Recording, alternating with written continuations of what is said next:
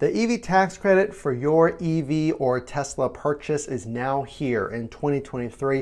I want to give you a guideline of what to expect, maybe when to buy your Tesla, and some new information we have not talked about on any other video that could make even more cars qualify. Let's get into it in this video. As always, please consider subscribing. I'm trying to grow the channel and hopefully do this full time one day. So what do we know about this new EV tax credit? Well, just recently, the IRS, prior to the turn of the new year, came out with 8 Teslas that now qualify, and the list was surprising. So if you haven't watched my full breakdown video, click the screen right here. But what we know is that the Model 3 and Model Y will qualify. Now, certain models like the S and X will not qualify just based on the price. But here's what we know. The rear wheel drive.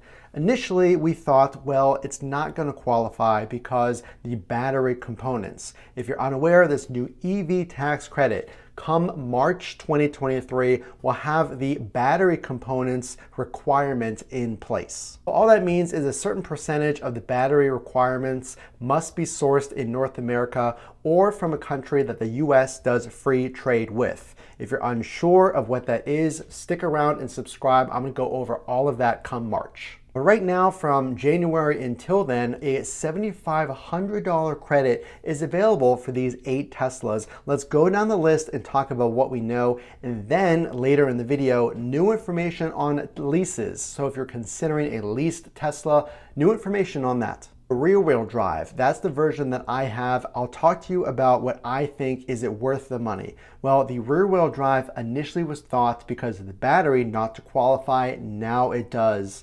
Also new to the list is the long range Model 3 as well. Those are the 2 Model 3s that qualify because the performance Model 3 is higher than the $55,000 cap. So the MSRP, according to the IRS, cannot be above $55,000 for sedans. But whenever we talk about Model Ys and sedans and SUVs, well, what is the Model Y? There's some confusion here. So of the 8 Teslas that qualify, 6 of them are the Model Y. And here's where things get confusing. So according to the EPA, the Model Y, and we were expecting if it is a SUV and the EPA categorizes the Model Y as a small SUV, then the cap for small SUVs, sedans is, SUVs, is $80,000. So again, SUVs is $80,000, sedans $55,000. Well, recent news that just came out, the IRS only qualifies the 7-seater Model Y, and that's an extra $3,000.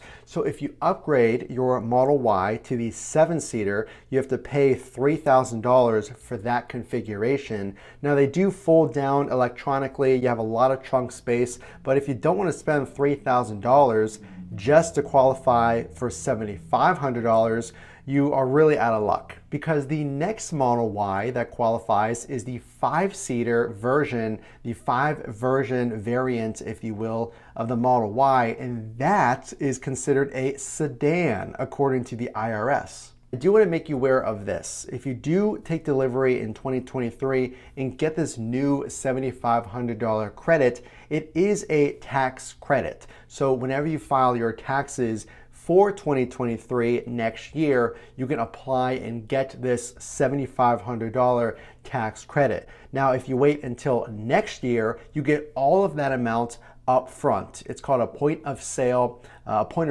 credit. So whenever you buy your Tesla, again in 2024, comes off right that day that you take delivery. So let's talk about this new information. If you're considering leasing a Tesla, wow, this is where things get really crazy and turned upside down, because now leases may qualify. There's negotiations happening right now, and if you watch the other videos I did on the EV tax credit, you'll be familiar with Senator Joe Manchin. Right beneath us here in Pennsylvania, a senator in West Virginia strongly opposes this new interpretation, saying that we should essentially pause all tax credits if we're planning on adding this lease requirement. So he is opposed to giving $7,500 to leases, but that is exactly what is talked about right now. So you could get $7,500 back for a leased Tesla. We have not talked about this in any other video.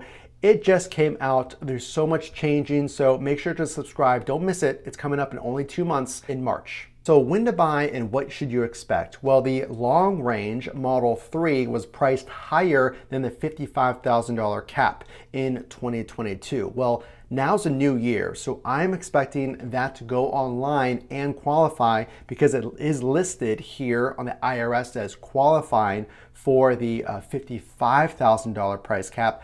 I expect Tesla to bring that back at $55,000 or lower. Also, just so you're aware what to expect and when to buy, if you're thinking about the most inexpensive, if you will, Model Y, the new all-wheel drive standard range is listed on this site and is also listed at $55,000. There was some rumor about that being introduced at $60,000 back when it was awarded or announced for employees and some Tesla reservation holders, but it is listed here as qualifying at $55,000. So I would expect that also to go online.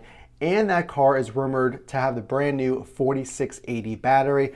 What does that mean? It's basically Tesla's best and most efficient battery. It's supposedly more powerful, so you get more for your money. So be on the lookout for that change as well. The thing that most people are upset about is this whole 5-seat versus 7-seat credit. And you have to imagine, why is it written this way when I have to spend $3,000 more to get a 7-seat version of the Model Y? That would actually make it less money to get a 7-seater than a 5-seater, according to these requirements from the IRS. But I want to give you my thoughts on the Model 3 as a whole, and this should help you when you're deciding, well, should I get a Model 3 that does qualify, or maybe one of these Model Ys. Now, my brother has the Model Y Performance. Super quick, amazing power. It's surprising that 3.2 second 0 to 60. The Performance model, of course, has the Uber turbine wheels. It has the new brake calipers, those performance brake calipers.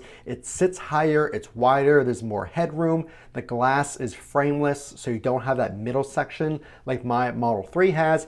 And it's a hatchback. So if you're a larger family, or maybe you're just an individual that hauls a lot of wide or tall things around, that's not going to fit in my Model 3. Simply the trunk is too low. So if you have a lot of cargo, consider the Model Y. So when to buy? Well, if you're okay with that requirement, at least as it's written right now, getting that 7-seater versus the 5-seater, then go ahead and purchase right now, because come March, some of these Teslas may not qualify based on the battery components. There's a requirement where 40% of the minerals that make up the battery, like I said at the beginning of the video, have to be sourced from a specific location. So from January until March, that's really the golden hour to purchase your Tesla, because it's going to get more stringent come March. That's not necessarily a bad thing.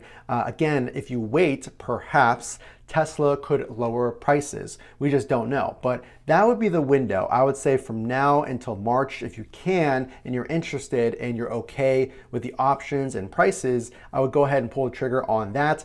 Or you can wait until after the fact, potentially get a new refreshed Model 3. They're going to come out with a brand new refreshed Model 3. It's already been leaked. Apparently it's been going on for months. It's called Project Highland. And I would wait for maybe new options or price decreases and more clarity on this EV tax credit. So let me know what you think. This is awfully confusing. There's a lot more information coming very soon.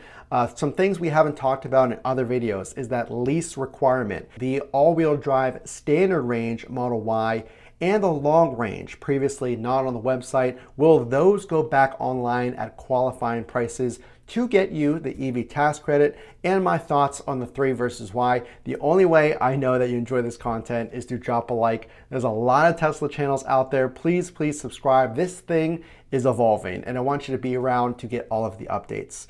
Again, this is Matt from Front to Trunk. We will see you in the next video.